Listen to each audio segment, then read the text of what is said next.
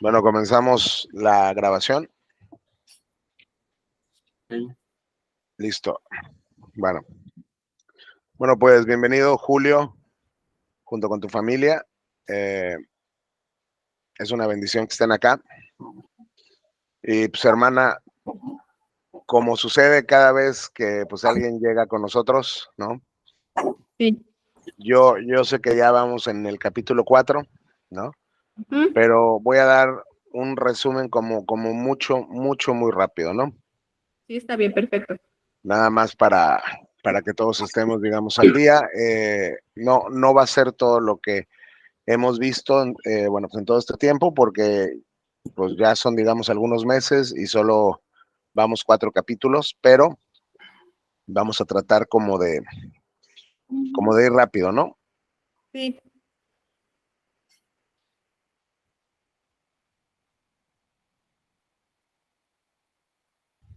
Bueno, pues estamos estudiando Romanos.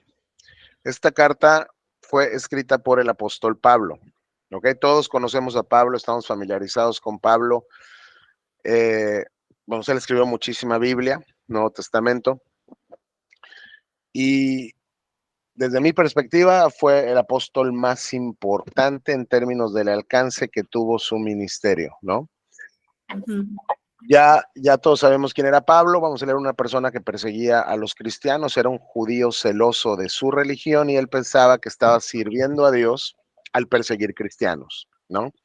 Entonces, hacía eso con mucha pasión, y en una de esas veces que él iba para Damasco a perseguir cristianos, Cristo llega al camino con él, y se le aparece, y Pablo se convierte, ¿no? Al cristianismo, llega entonces a Damasco, y la ciudad donde él iba a perseguir cristianos se convirtió en la ciudad donde primero predicó el nombre de Jesucristo. Entonces, pues es Pablo más o menos. Ahora comenzamos rapidísimo un repaso, Romanos 1:1. Si ven aquí en mi pantalla, tengo Romanos en la versión NTV, ¿ok? Ujú.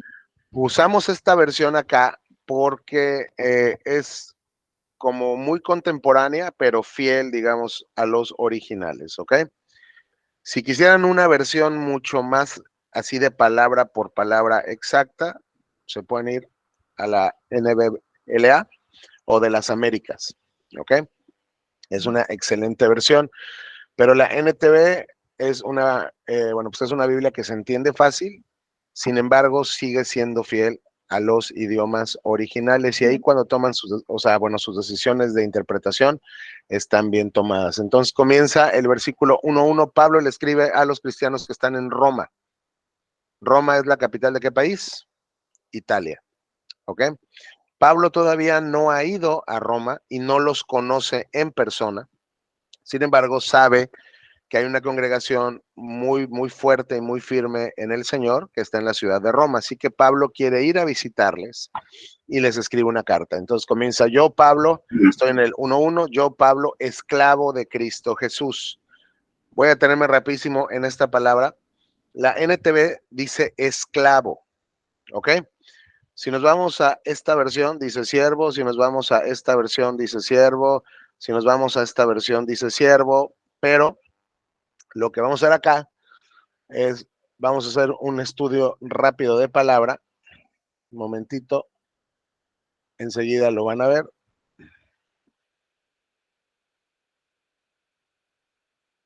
¿Pueden verlo?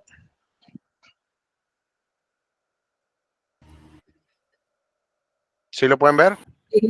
Sí. Perfecto. Sí, ok, vamos. El círculo es una manera, pues, de representar cómo se usa esa palabra en la Biblia. Como se dan cuenta, la mayoría del tiempo, que es toda esta sección, lo vamos a hacer así. Esclavo es la palabra correcta, ¿ok? Lo único que yo hice fue que me paré acá y el programa me dice qué palabra es en griego, y es la palabra doulos, ¿ok? Entonces, vienen acá, les dice que el término más común es esclavo, y vienen todos los versículos donde esta palabra se usa. Y es muy curioso porque en la Reina Valera y en las demás versiones, cada vez que ustedes ven esta palabra doulos, se traduce esclavo, porque es lo que significa en griego, esclavo. Sin embargo, en ese pasaje en particular generalmente se pone siervo. ¿Por qué? Esto tiene una razón cultural. En el momento que se traduce la Biblia al español, les parece que la palabra esclavo tiene una connotación como muy negativa, ¿no? Como muy fuerte, entonces prefieren quitarla y ponerle siervo. Sin embargo, la palabra que Pablo usa no es siervo, es esclavo. ¿Cuál es la gran diferencia? Un siervo es una persona que se renta contigo por dinero, ¿no? O sea, yo soy tu trabajador, yo voy a trabajar contigo de tal hora a tal hora y tú me vas a pagar tanto, ¿ok? Y cuando yo quiera, pues yo renuncio, ¿no? Y busco otro patrón. Un esclavo era la propiedad de un amo. Un esclavo era una cosa que le pertenecía a alguien, ¿de acuerdo? Entonces, desde ahí hay una diferencia tremenda. Un esclavo no tenía su propia voluntad. Un siervo sí, un esclavo no. Entonces, cuando Pablo nos dice, yo soy esclavo de Cristo Jesús, en primer lugar, el gran apóstol se está reconociendo primero como un esclavo del Señor. Es decir, yo vivo para hacer su voluntad, yo no vivo para hacer mi voluntad, ni para cumplir mis propósitos, ni mis deseos, sino mi vida está consumida en hacer la voluntad de Dios. Entonces soy esclavo de Cristo y fui elegido por Dios para ser apóstol. Los apóstoles eran un grupo muy, muy selecto de personas, eran unos cuantos nada más, que tenían que cumplir con dos características: haber estado con Jesús en su ministerio terrenal y haberlo visto resucitado. ¿Ok? O sea, eran personas que tenían que haber andado con el Señor cuando Él estaba en la tierra y luego fueron personas que tenían que haberlo visto resucitado para dar testimonio de Él ha resucitado. Pablo no cumple propiamente estas dos características porque no anduvo con Jesús en la tierra y porque no lo vio resucitar.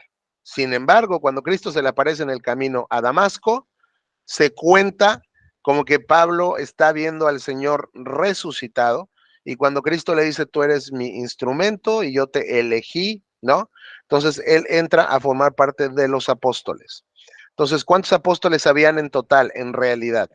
Recordemos que Judas Iscariote, quien lo traicionó, se mató, ¿sí se acuerdan? Se suicidó.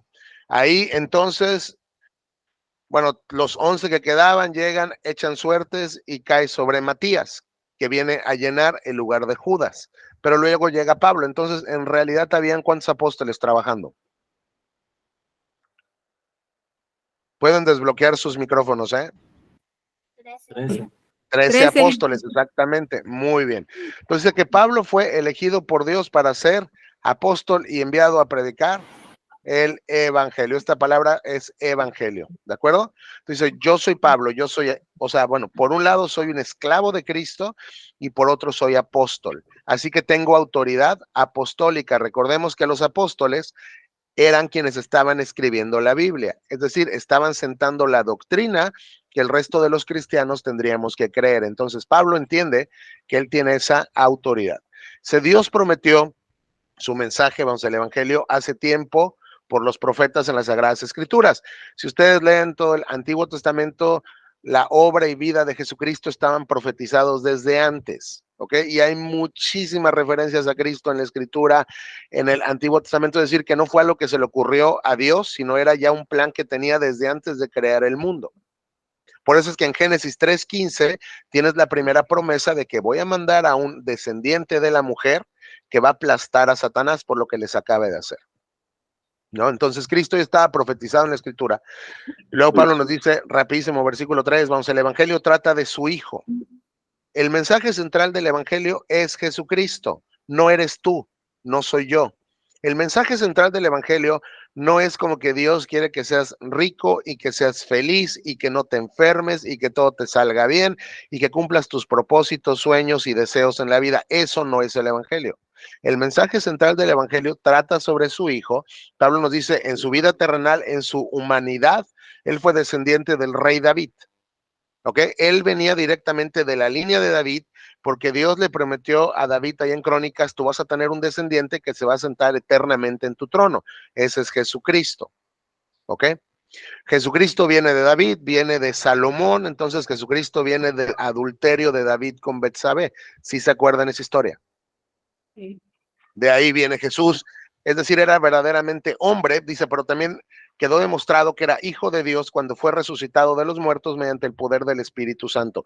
Cristo era verdaderamente hombre, ¿ok? Y se demuestra por su genealogía, y las pueden ver en Lucas y Mateo, y era verdaderamente Dios cuando, ¿qué? Cuando resucitó de los muertos como un hombre por el poder del Espíritu Santo. A veces no entendemos que cuando Cristo estaba en la tierra, él no vivió en la tierra como Dios, él vivió en la tierra como un hombre, ¿ok? Él enfrentó las tentaciones en el desierto no como Dios, como un hombre. Él resucitó no como Dios, como un hombre, ¿de acuerdo? Él vivió como nosotros, él estaba sujeto a todo lo que los hombres están sujetos: hambre, sed, cansancio, etcétera. Era un verdadero hombre y era un verdadero Dios. Entonces, cuando resucita, queda demostrado que es hijo de Dios y se demuestra también que viene del rey David. ¿Ok? Por medio de Cristo, Dios nos ha dado a nosotros como apóstoles el privilegio y la autoridad de anunciar por todas partes a los gentiles lo que Dios ha hecho por ellos. Entonces, nosotros tenemos una autoridad y un privilegio, y es ir con los gentiles, en este caso ustedes romanos, y anunciarles lo que Dios hizo por ustedes en Cristo. ¿Con qué propósito? A fin de que crean en Él y lo obedezcan, lo cual dará gloria a su nombre. La fe de un cristiano, cuando es una fe verdadera, y lo ven en Santiago, y lo ven en 1 Juan, y lo ven en toda la Biblia, la fe de un cristiano, cuando es una fe verdadera, es una fe que obedece. No es una fe que no obra. Es una fe que se traduce en buenas obras. Sin embargo, vamos a verlo ahorita en un momentito. Esas buenas obras no son la base de tu justificación con Dios. ¿Ok? La base de tu justificación con Dios es lo que Dios hizo en Cristo por ti, y cómo Cristo murió bajo la ira de Dios en la cruz, y cómo la justicia de Cristo, sus obras perfectas, fueron imputadas a ti. Entonces tú eres salvo por lo que Cristo hizo en su vida y en su muerte, pero gracias a la fe que tú pones en Él, que es un regalo de Dios, cuando es una fe verdadera, Dios te hace hacer buenas obras que demuestran que tu fe está viva.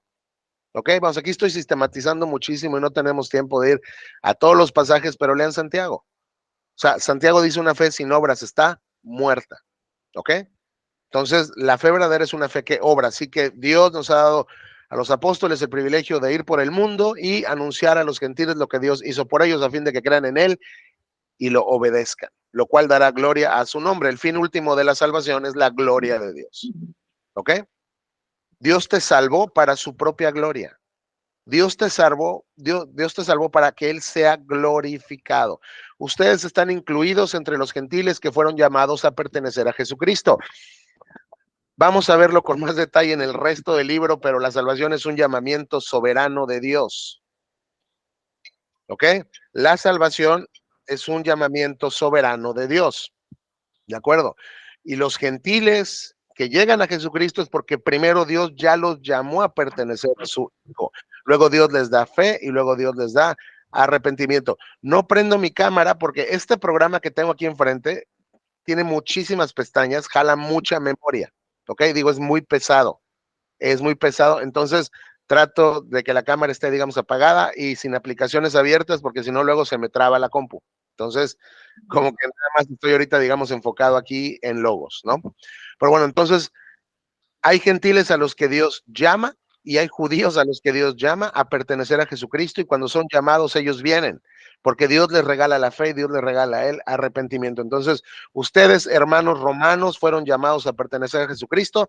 Les escribo a todos ustedes, los amados de Dios que están en Roma y son llamados a ser su pueblo santo. El llamamiento de Cristo Jesús para el hombre, para el cristiano, cuando es recibido y respondes en arrepentimiento y fe, tiene un propósito, y es vivir en santidad. Dios no te salvó para que sigas disfrutando el pecado como tú quieras, ¿ok? Dios te salvó y puso en ti al Espíritu Santo para irte transformando cada vez más a la imagen de Cristo Jesús. Entonces, continuamos. Pablo aquí digo, no voy a poder leer todo el capítulo porque es un repaso muy rápido. Les recomiendo que lean por lo menos de los capítulos 1 a 4, que es hasta donde ya vamos ahorita, que ya está terminado versículo a versículo.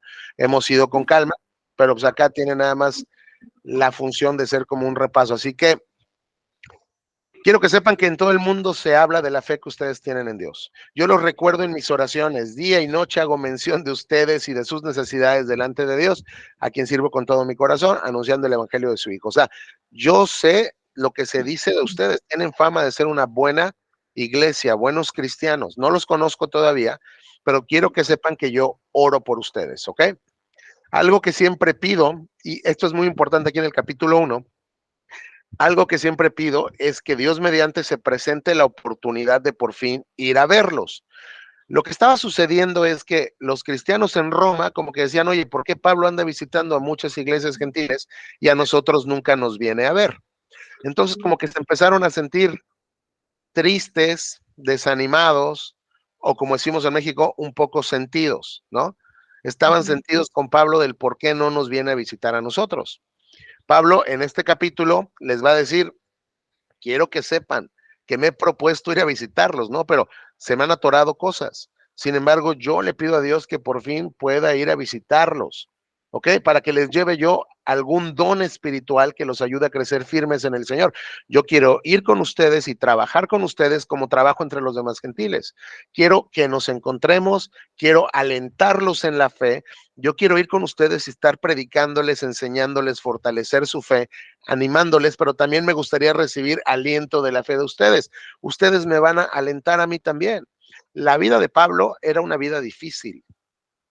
Cuando ustedes leen las epístolas, Pablo tenía problemas en las iglesias y iba, fundaba una congregación y se iba para otro lado y de repente aquí llegaban los falsos maestros y empezaban a hablar contra Pablo y él tenía que regresar y reprenderlos y corregir los errores y lo perseguían y lo difamaban y lo querían matar. O sea, no era fácil su vida. Entonces, él dijo, también yo quiero recibir aliento de la fe de ustedes. 13. Quiero que sepan, amados hermanos, que me propuse muchas veces ir a visitarlos, pero hasta el momento me vi impedido. Fue lo que les decía, he querido ir a verlos, quiero estar con ustedes, pero no he podido ir. Mi deseo es trabajar entre ustedes y ver frutos espirituales, tal como he visto entre otros gentiles. Lo que yo hago con las demás iglesias, también lo quiero hacer con ustedes, ¿ok? Pues siento una gran obligación tanto con los habitantes del mundo civilizado como con los del resto del mundo, o sea, con los instruidos y los incultos por igual. O sea, yo estoy presto y tengo una carga de predicarle a todo el mundo, sea quien sea, rico, pobre, culto, inculto, bárbaro, civilizado, no importa. Ya, ¿dónde voy? ¿Dónde voy? Ya me perdí. 13. 15. 15. Gracias. Así que estoy ansioso por visitarlos también a ustedes que están en Roma para predicarles la buena noticia, el evangelio. Y aquí viene un versículo fundamental que fue el que inspiró la reforma protestante, muchas cosas. Pues no me avergüenzo del evangelio acerca de Cristo. Nuestra carne tiene todos los motivos para avergonzarse del evangelio, porque, y aquí voy a hacer un paréntesis, y hermana, vamos a tener que ir más lento de lo que yo pensaba, discúlpame, porque esto tú ya lo No, no escuchaste. se preocupe. Me encanta, no se preocupe. Bueno, pero creo que es de bendición porque yo creo, bueno, pues que sí, digo, si mis hermanos, bueno, que entraron hoy quieren estar aquí conectándose con nosotros, pues voy a hacer un repaso más lento para que todos aprovechemos todo esto que ya vimos y tampoco lleguen ellos así como con 4 Claro. capítulos, ¿no? Bueno, que no hemos estudiado acá juntos. Entonces, pues Sí, no me seguro. avergüenzo del evangelio. Hay todas las razones del mundo para que nos avergoncemos del evangelio. ¿Por qué? Porque el evangelio es un mensaje que no le gusta al hombre. ¿Y cuál es el mensaje del evangelio? Lo voy a sintetizar. Dios es nuestro creador. Él nos creó. Como Él nos creó, Él tiene todo el derecho de decirnos cómo vivir porque le pertenecemos, cristianos y no cristianos, ¿eh? Todo el mundo es de Dios. Todos los seres humanos, animales, plantas, recursos naturales, mares, montañas, todo le pertenece al Señor, todo es suyo, es su mundo, es su mundo. Entonces, Él nos puede decir cómo vivir. Dios nos ha dejado una ley para que nosotros nos demos cuenta si hemos alcanzado la perfección que Dios exige. Porque de hecho, el requisito para estar con Dios es la perfección absoluta. Cristo lo dijo a los fariseos. ¿Ok? Sed perfectos. sed perfectos. Luego Cristo, cuando le dice a los fariseos, se voltea con los demás, con la gente del pueblo que veían a los fariseos como los top, ¿no? Así como los máximos, como los más cerquita del cielo. Y Cristo les dice, si tu justicia no es mayor que la de los fariseos, que en realidad sabemos que eran hipócritas, sepulcros blanqueados, pero el pueblo los percibía como lo máximo, si tu justicia no es mayor que la de los escribas y fariseos, no vas a entrar al reino de Dios. Entonces Dios nos deja su ley para que nosotros nos contrastemos contra la ley de Dios y nos demos cuenta si en realidad hemos guardado esa perfección que Dios demanda y en corto, no. ¿Ok? Porque cuando tú conoces a una persona en el mundo y le preguntas, oye, ¿te crees una buena persona? Siempre te van a decir que sí. Es muy común. ¿Por qué? Porque nunca, o sea, porque no cae como que en su mente el hecho de pensar que ellos son malas personas. Ellos son buenas personas. ¿Por qué? Porque se comparan con personas realmente malas, ¿no? Por ejemplo, secuestradores, por ejemplo, homicidas, por ejemplo, violadores, ¿no? Entonces dice, bueno, si yo me comparo con el Mocho Orejas, que era como un secuestrador, pues soy una buena persona, ¿no? Digo, si yo me comparo con Hitler, pues soy una buena persona. Si yo me comparo con Andrés Manuel López Obrador, pues soy una buena persona, ¿no? Siempre ponen como a la gente más mala para que se comparen ellos y digan, soy una buena persona. Pero la realidad es que Dios no te llama a compararte con nadie de ellos, Dios te llama a compararte con su ley en la persona de Cristo. Entonces, cuando la gente dice que es buena, pero tú le preguntas, oye, ¿has mentido?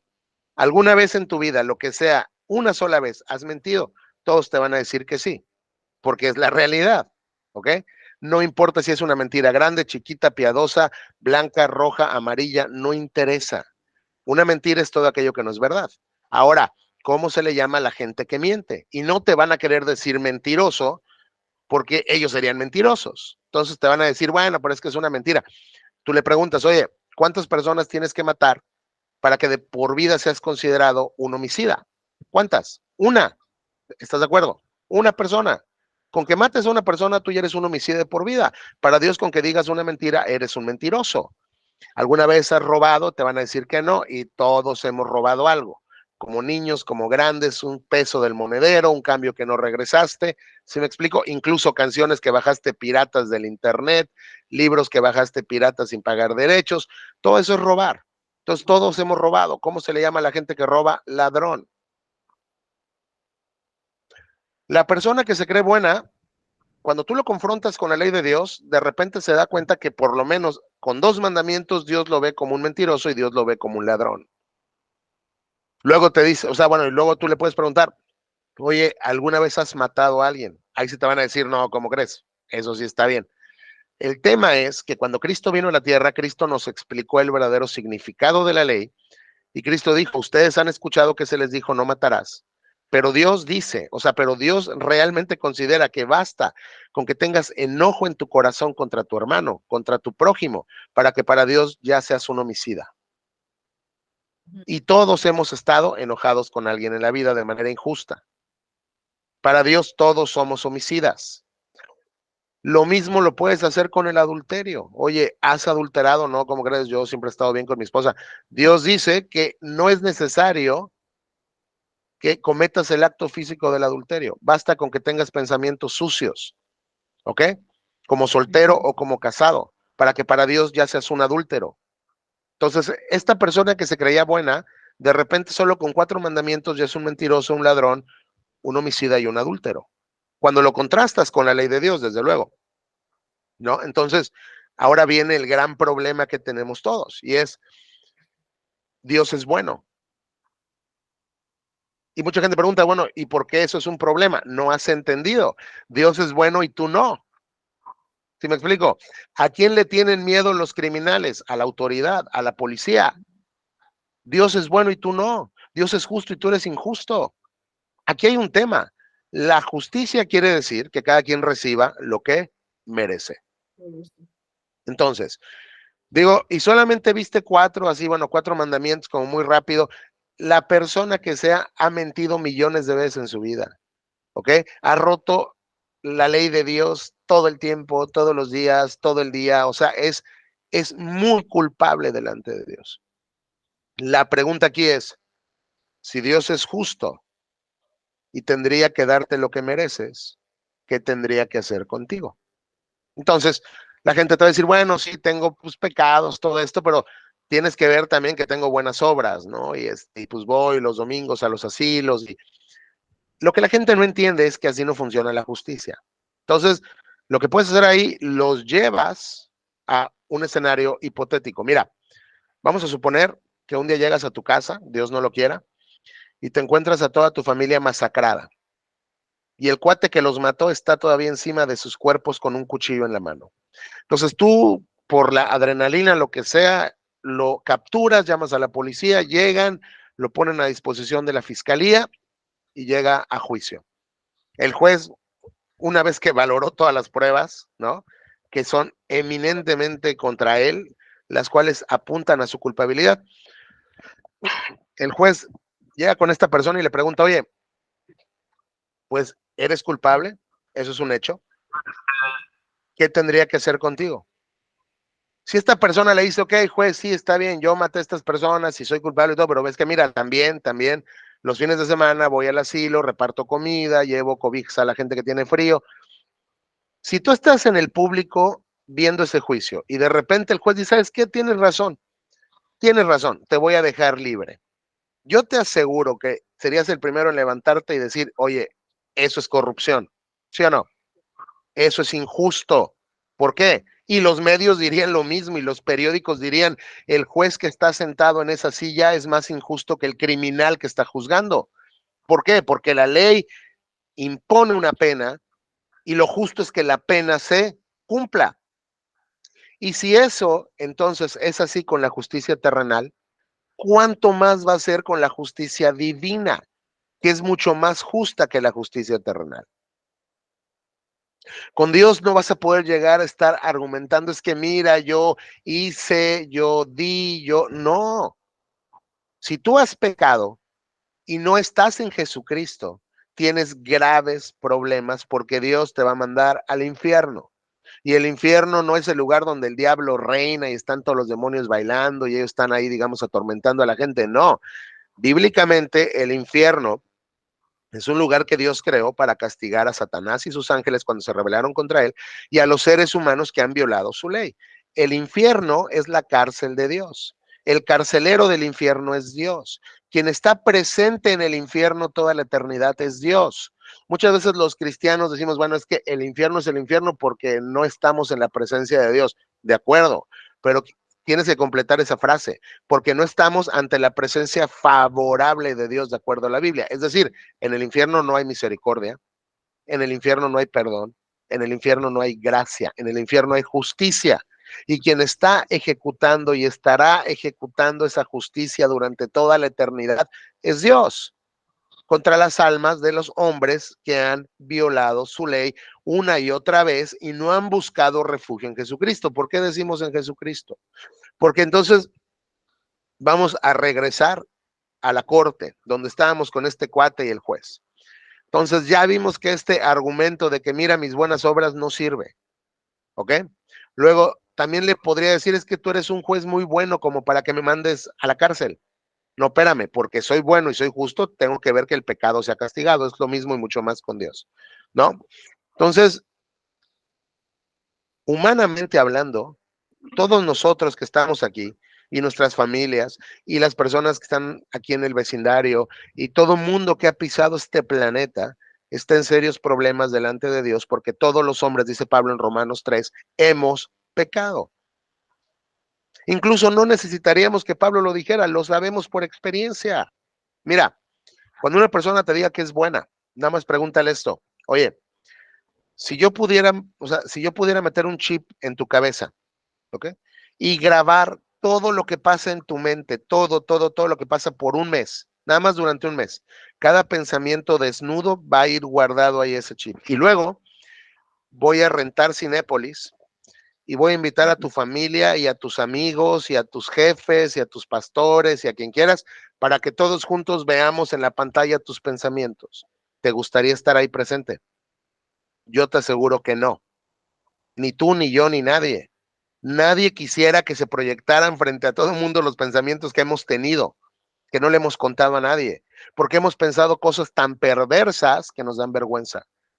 Y si te da vergüenza con seres humanos que han pensado lo mismo que tú, ¿cómo vas a hacerle cuando estés delante de un Dios santo y un cielo santo y estén examinando tu vida?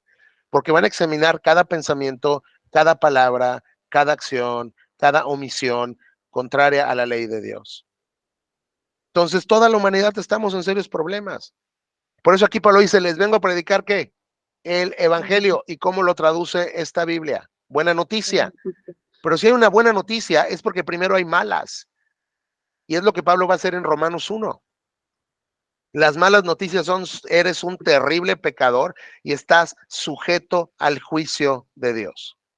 Y Dios, como es un juez justo, te va a condenar en el infierno por toda la eternidad. Tu castigo no va a tener fin jamás.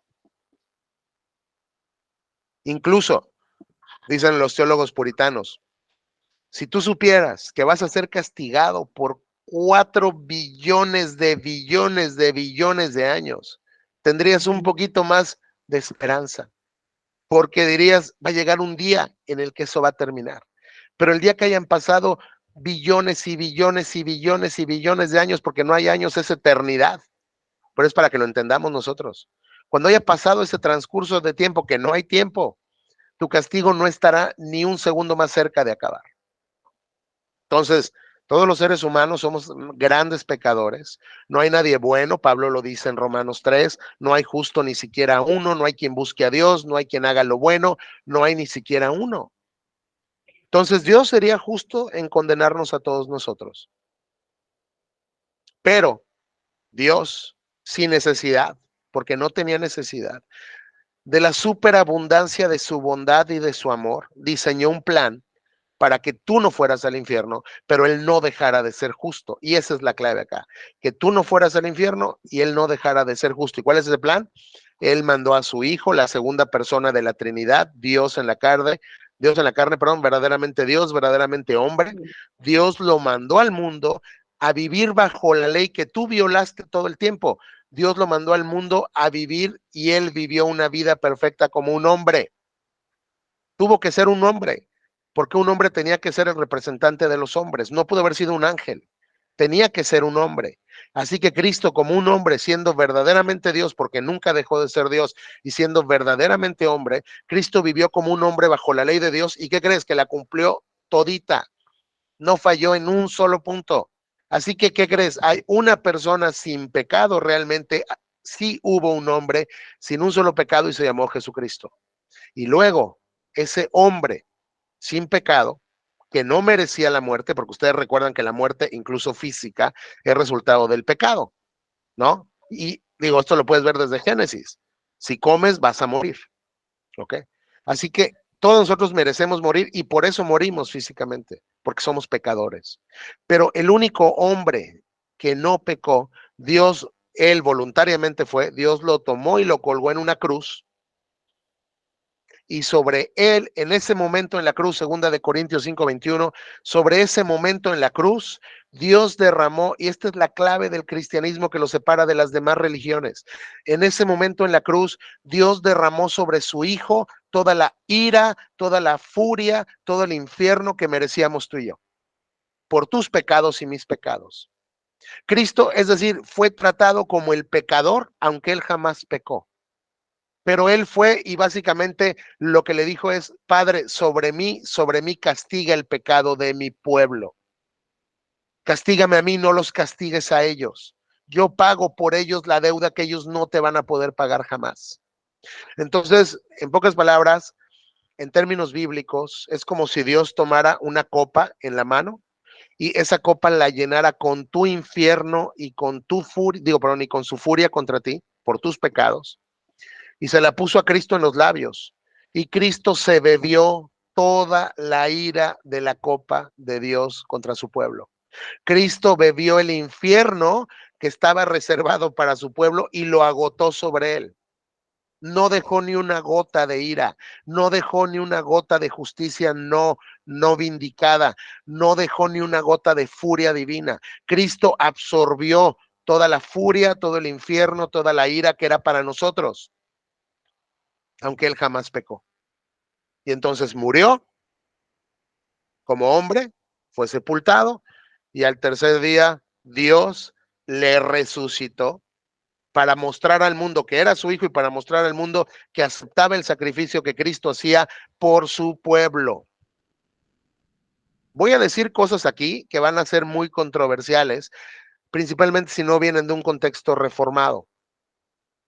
Pero cuando digo que Cristo murió por su pueblo, tomó el castigo de su pueblo, se bebió la copa de ira de su pueblo, y lo vamos a ver en Romanos porque ahí está, nos guste o no nos guste, vamos a tener que lidiar con el texto. La Biblia me enseña que Dios desde antes, desde la eternidad, desde antes de que creara el mundo, Él escogió un grupo de gente para salvar. Y a los demás los pasó por alto. ¿Es injusto? Para nada, y se los voy a demostrar, ya que tengo aquí mi pantalla, voy a hacer como unos diagramitas y les voy a demostrar filosófica y teológicamente que no hay injusticia en que Dios escoja a quien salvar. Así que Dios desde la eternidad pasada escogió un grupo de gente que ni se aumenta ni se disminuye, nunca va a faltar uno ni a sobrar uno de los que Él ya escogió, y por ellos vino a morir Cristo. Cristo no vino a morir por cada ser humano que ha pisado este planeta, y lo vamos a demostrar con la Biblia. Cristo vino a morir solo por su pueblo, por el pueblo que Dios había elegido desde antes de la fundación del mundo. Entonces, una vez que Cristo muere y resucita, Dios dice, acepto su sacrificio, y entonces lo vamos a ver aquí, porque a Pablo le encanta esa doctrina. Y es hasta donde llegamos en el capítulo 4, pero le está repitiendo desde antes. La manera en la cual tú, hombre, ser humano pecador, puedes tener vida con Dios, ¿cuál es? Cristo ya pagó por ti, Él ya bebió tu infierno. Lo único que tú tienes que hacer es poner tu fe en Él. Creer que Él es quien dijo que es, creer en su vida, creer en su obra. Es decir, la salvación es solamente creyendo por fe. Tú no tienes que hacer nada, no le puedes agregar nada a la obra que Cristo ya terminó, y sabemos que no le puedes agregar nada porque Cristo en la cruz dijo, consumado es, se acabó, terminé el trabajo que vine a hacer, ya lo terminé, no faltó nada, lo único que tú y yo tenemos que hacer es creer. Y cuando tú ves, claro, es una metáfora. Cuando tú ves a Cristo metafóricamente muriendo en la cruz y entiendes que Él es el justo y tú el injusto y que tú merecías estar en esa cruz, y entiendes entonces que Él te salvó de tus pecados, que Él llevó tu infierno y la ira de Dios, entonces Dios te da fe y te da arrepentimiento, porque la fe verdadera es una fe que se arrepiente. ¿Qué quiere decir arrepentimiento? En primer lugar, dolor por tu pecado. Porque digo, o sea, quiero que me digas, ¿cómo es posible si tú te llamas cristiano y yo me llamo cristiano, que podamos estar ante la cruz de Cristo, viendo cómo Él está muriendo por nosotros, por nuestro pecado, y decirle gracias por morir por mí, pero ahorita vengo, voy a pecar un rato más? No lo haces. Cuando Dios te da verdadera fe y verdadero arrepentimiento, no quieres volver a pecar jamás. ¿Y sabes qué? Vas a volver a pecar, y yo también, pero nos va a doler. Y cada vez Dios nos va a ir santificando más para que el pecado pierda poder en nuestras vidas. Pero la fe verdadera, la fe viva, es una fe que se arrepiente. Es una fe que ve a Cristo y le dice, Señor, gracias por morir por mí, gracias porque tú pagaste el precio que yo nunca iba a poder pagar, creo en ti, y se acabó. La salvación es por fe, nada más. El resto de las religiones, católicos, romanos, testigos, mormones, musulmanes, siempre te van a decir que tú ganas tu salvación. Por ejemplo, el católico, sí, claro, porque Cristo murió, pero tú tienes que hacer mérito con tu vida y tus obras tienen que juntar mérito para que Dios te acepte. Lo mismo el testigo, lo mismo todas las religiones falsas. Solamente hay dos religiones en el mundo, nada más hay dos, y lo puedes ver en un estudio de religión comparada. Solo hay dos tipos de religiones en el mundo: la religión que dice todo fue hecho por ti, solamente cree, y es el cristianismo bíblico, histórico, ortodoxo, y la religión que dice tú tienes que ganarte la salvación, que son todas las demás. Tienes que obrar, tienes que hacer buenas obras para que seas salvo. Te vas a ir al infierno intentando hacer buenas obras, porque si no las estás haciendo por amor a Cristo, ni en Cristo, tus buenas obras en el mejor caso son pecados gloriosos, pero son pecados por los que vas a responder también ante el Señor. Entonces, me estoy adelantando mucho a Romanos, pero este es el mensaje que Pablo les está predicando a ellos y que les va a predicar a ellos. Entonces, cuando tú te arrepientes de tus pecados y pones tu fe en Cristo Jesús, así como Él puso tu pecado en Cristo, Él toma la justicia perfecta, es decir, las obras perfectas, la vida perfecta de Cristo y te la pone a ti. Y entonces Dios cuando te ve, ya te ve judicialmente, posicionalmente justo, porque te está viendo a través de Cristo. No es que tú seas justo prácticamente, Él ya te declaró justo porque te vistió de la justicia de Cristo. Esa doctrina se llama justificación por fe, que es el gran intercambio. Tu pecado por su justicia es, perdón, es como si vieras, vamos, si lo comentábamos una vez ahí en el conversatorio, vamos, en la iglesia, es como si vieras a un rey con sus ropas reales de gala que sale a caminar y ve a un mendigo ahí tirado con sus harapos y le dice, ponte tú mi ropa y yo me pongo la tuya. En ese momento él sigue siendo, o sea, por naturaleza no es el rey, es un mendigo, pero ya está vestido de rey, porque el rey le ha puesto sus vestiduras. Cuando tú crees en Cristo y te arrepientes de tu maldad, Cristo te viste de su justicia.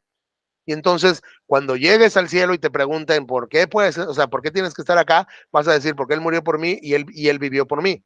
Porque Él murió para satisfacer la justicia divina que reclamaba mi muerte por los pecados que he cometido y porque Él vivió una vida perfecta y luego me la dio a mí.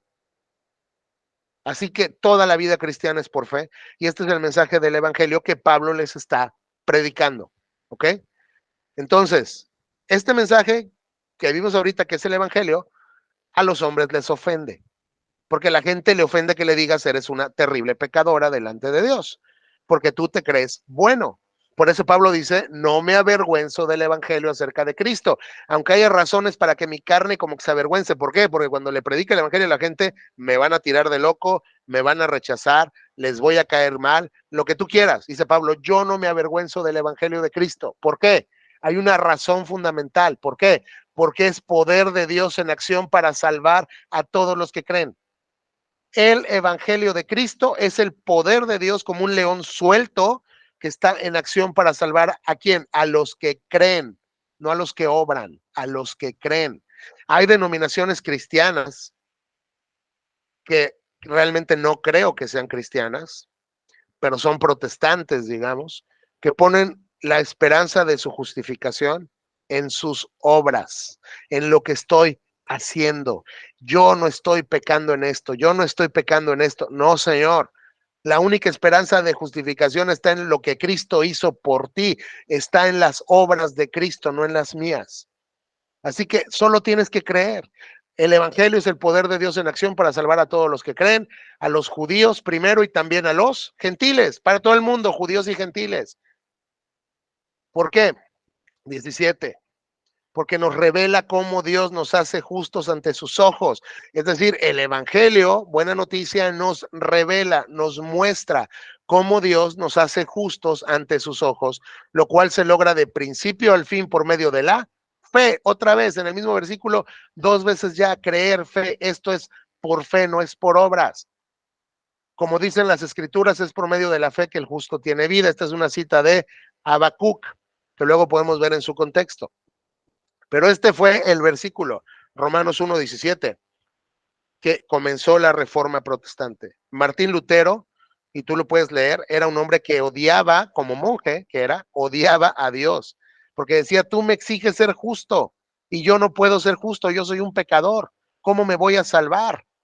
¿Cómo me voy a salvar si tú me exiges justicia y yo solo peco? Y entonces él odiaba a un Dios que exige algo que tú no puedes dar. Pero cuando Lutero entendió este versículo y entendió que la salvación se logra solo por fe, por medio de la fe, y que esa fe te va a dar la justicia que Dios demanda de ti, porque Él mismo ya la compró para ti. Cuando Lutero entendió eso, cambió su mundo, cambió todo, fue a la catedral de Wittenberg, o sea, clavó sus tesis y el mundo se revolucionó. Cuando Lutero, perdón, entendió este versículo. ¿Ok? Entonces, Romanos, y lo veíamos cuando comenzamos este curso, vamos a estudio que estamos haciendo juntos, Romanos es la llave de las escrituras. Romanos es como la teología sistemática de la Biblia. Si tú entiendes, si tú interpretas bien Romanos, te vas a dar cuenta que te vas a ir al resto de la Biblia y las cosas van a empezar a cobrar sentido. Muy fácil. Pero es una carta clave, incluso los reformadores han dicho que es la catedral de la Biblia. O sea, es la carta con mayor contenido teológico y doctrinal, y por eso mucha gente le rehúye porque no es una carta fácil. Pero es una carta que nos va a dejar, como toda la Biblia, mucho provecho cuando la estudiamos con detenimiento. ¿Ok? Entonces, una vez que Pablo ya les dijo que la salvación es por fe, empieza. Pero Dios muestra su ira desde el cielo contra todos los que son pecadores y perversos que detienen la verdad con su perversión. Dice Pablo, es tan importante mi mensaje porque Dios aquí en el griego Dios está mostrando, es un presente progresivo. Dios está mostrando desde el cielo su ira, su furia, su juicio, su castigo. ¿Contra quién? Contra todos los que son pecadores. Ahí estoy yo y ahí estás tú. Y perversos, que detienen la verdad con su perversión. ¿Cómo que detienen la verdad con su perversión, Pablo? ¿A qué te está refiriendo? Te lo voy a explicar. Ellos conocen la verdad acerca de Dios porque Él se la ha hecho evidente. Pues desde la creación del mundo todos han visto los cielos y la tierra. Por medio de todo lo que Dios hizo, ellos pueden ver a simple vista las cualidades invisibles de Dios, su eterno poder y naturaleza divina. Así que no tienen ninguna excusa para no conocer a Dios. ¿Qué está diciendo Pablo en este versículo? Que hay ira que se está mostrando en este momento desde el cielo contra los que son pecadores y perversos. Pero estas personas tienen una característica, que están deteniendo la verdad con su perversión. Es decir, hay una verdad que les es evidente y ellos la están deteniendo con su pecado.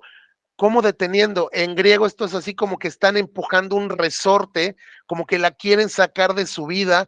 Hay algo que ellos saben y que quieren olvidar. Y usan su pecado para detener esa verdad. ¿Qué es lo que ellos saben que quieren olvidar? Ellos conocen la verdad acerca de Dios. Uno, ellos saben que hay un Dios. Todo, escúchame bien, todo ser humano sabe que hay un Dios. Aunque te digan que son ateos, aunque te digan que son agnósticos. La Biblia dice otra cosa y es todo mundo sabe que hay un Dios. ¿Por qué? Mis hermanos, si ustedes van a un museo y ven una pintura, ¿ok? Que les gustó mucho. Y yo les digo, esa pintura no tiene un pintor. Esa pintura se formó solita de la nada por millones de años, se van a reír de mí. ¿Ok? ¿Por qué? Porque si hay una pintura es porque hay un pintor. Porque estás viendo inteligencia plasmada. Tú sales a ver tu automóvil y alguien te dice, ese auto se creó solo, las piezas se formaron de la nada y fueron cayendo en su lugar a través de millones de años, te vas a reír. Porque estás viendo que ingeniería, diseño, inteligencia. Si tú vas caminando por la playa, ¿no? Ves cómo vienen y van todas las olas y forman las dunas en la arena, ¿no? Pues bueno, esas son las olas. Pero si de repente tú ves que dice, hola Pepe, soy Lupita y te amo, así escrito en la arena, no vas a creer que eso fue formado por las olas. ¿Por qué? Porque tiene información codificada. Y cuando tú sigues la teoría de la información tiene una fuente. Y cuando es información, digamos, por más básica que sea, esa fuente siempre es una mente, porque la información no surge de la nada. ¿Estamos de acuerdo? Entonces, en pocas palabras, lo que quiero decir es, si hay un reloj, es porque hay un relojero. Si hay una pintura, es porque hay un pintor. Si hay un auto, es porque hay un ingeniero. Si hay una casa, es porque hay un arquitecto. Si hay una creación, dice Pablo, es porque hay un creador. Ellos conocen la verdad acerca de Dios porque Él se la ha hecho evidente. ¿Cómo se las hizo evidente Pablo? Pues desde la creación del mundo, desde que Dios creó el mundo, todos han visto los cielos y la tierra. Desde que Dios formó el mundo, todos han visto la creación. Por medio de todo lo que Dios hizo, por medio de su creación, por medio de la creación divina, ellos, los hombres perversos que quieren detener la verdad con su injusticia, pueden ver a simple vista las cualidades invisibles de Dios. A simple vista, solo por ver un paisaje, por ver un animal, por ver la creación, por ver tu propio cuerpo, a simple vista, saben que Dios tiene dos cualidades invisibles, su poder eterno y su naturaleza divina. Es decir, Pablo afirma que por la creación del mundo, el hombre sabe que hay un Dios. Así que, y lo remata diciendo, así que no tienen ninguna excusa para no conocer a Dios. En cierta ocasión hace muchos años, estaba yo escuchando una entrevista que le estaban haciendo a Fernando Savater, que pues, es un filósofo español, ¿no? Y le preguntaban, y él desde luego pues dice que es ateo. La próxima clase vamos a ver que filosóficamente los ateos no existen, ¿no? Pero pues vamos a él es ateo y le preguntaban, oye maestro, y si tú mueres y resulta que sí hay un Dios y te encuentras con él, ¿qué le dirías? Y él responde, pues le diría que no me dio suficientes pruebas de su existencia. Ahí el hombre está tratando de detener la verdad con su perversión, porque Pablo afirma que él ya tenía pruebas de su existencia por medio de lo que Dios creó, por medio de la creación. Y aquí el argumento más importante es, ¿saben que Dios existe? Conocen su poder eterno y naturaleza divina, así que Pablo concluye, inspirado por el Espíritu Santo, no tienen ninguna excusa para no conocer a Dios. Es decir, escúchenme muy bien, porque eso es lo que Pablo está diciendo. La creación te hace más culpable delante de Dios si no lo reconoces. Y esto también responde a la pregunta que se hace mucho, de, oye, ¿qué va a pasar con las personas que están en una isla que nadie ha descubierto aún, ¿no? Tienen una tribu ahí chiquita y traen su taparrabos y todo eso, y son cazadores y nunca han escuchado y jamás van a escuchar de Jesucristo. Si la salvación es solo por medio de Cristo, ¿qué va a pasar con ellos? Respondemos de dos maneras. Me acabas de decir que la salvación es solo por medio de Cristo, ¿ok? Entonces, si no conocen a Cristo, no pueden tener salvación, y sobre todo lo que sí tienen es más condenación, porque no tienen ninguna excusa para no conocer a Dios.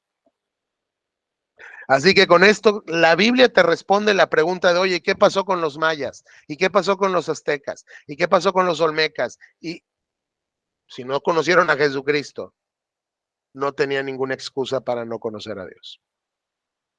La creación les condena. Esto en teología, la creación se llama revelación general.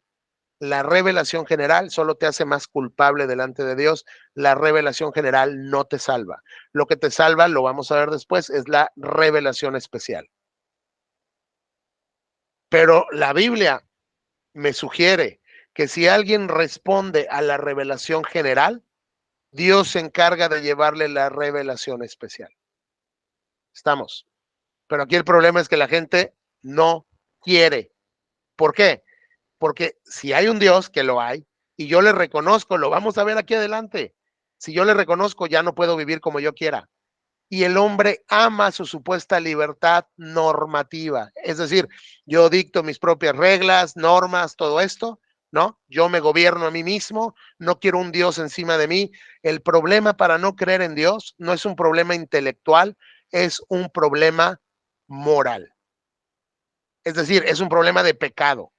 No es un problema de que no tenga suficientes evidencias intelectuales, es un problema de pecado. Porque Pablo está diciendo, inspirado por Dios, que no hay ninguna excusa para no conocer a Dios. Y hasta acá nos vamos a quedar el día de hoy, porque tampoco quiero que queden, digamos, abrumados como con tanto que estoy hable y hable y hable y hable y hable. Como platicábamos ahorita, pues con la hermana, yo creo, hermana, si no tienes inconveniente, que vamos a retomar Romanos 1 otra vez. ¿Cómo ves? Sí, está bien, perfecto. ¿Sí? Vamos Sí, a está bien. retomar. No digo, vamos a ir más rápido que la vez pasada, pero sí quiero ir verso a verso rápido para que no se nos escape nada, porque el tema de Romanos es que si tú te pierdes de lo que Pablo dijo primero, ya no va a tener sentido después. ¿Ok? Claro. Entonces voy a terminar la grabación y cerramos el día de hoy.